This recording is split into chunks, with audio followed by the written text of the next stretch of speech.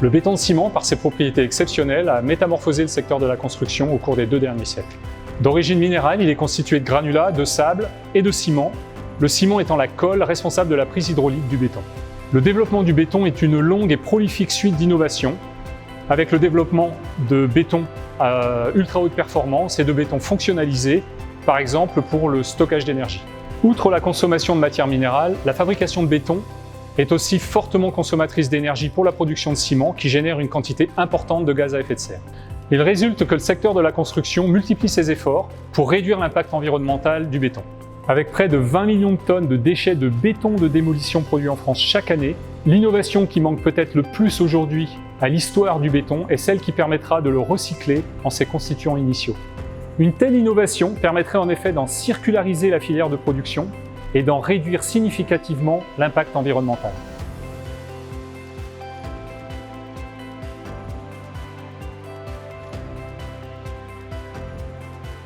Le TTT a eu un impact très important sur toute la durée du projet, notamment au démarrage, parce qu'on part d'une idée, on démarre avec une idée de recherche, et puis de façon à savoir si c'est quelque chose qui peut être utilisable par la suite.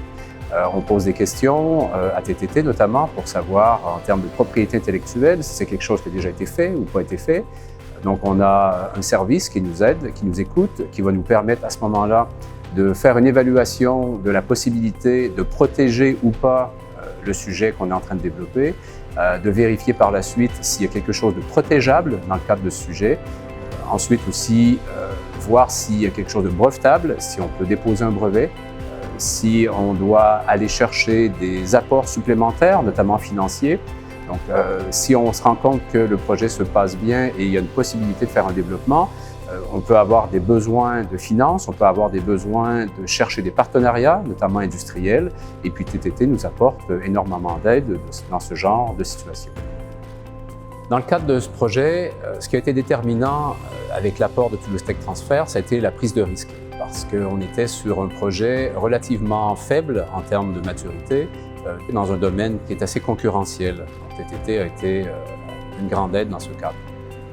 Et pour nous aider dans le développement de cette technologie, TTT a recruté une ingénieure valorisation pendant une année complète. Donc elle travaille à temps plein sur ce projet et a permis de financer et de rédiger un dépôt de brevet pour soutenir cette innovation.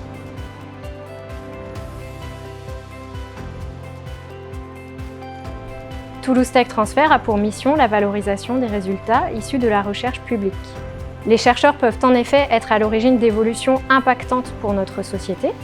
Et c'est dans ce cadre, comme pour ce projet, que nous les accompagnons en termes de protection de leur invention et de maturation de leurs résultats pour mettre sur le marché un produit, un service ou un procédé.